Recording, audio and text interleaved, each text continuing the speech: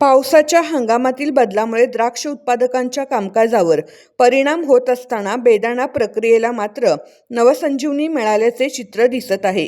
बदलत्या हवामानामुळे द्राक्ष काढणीचे वेळापत्रक बदलले असून अनेक शेतकरी ताज्या द्राक्षांच्या विक्रीऐवजी बेदाणा निर्मितीकडे वळताना दिसत आहेत.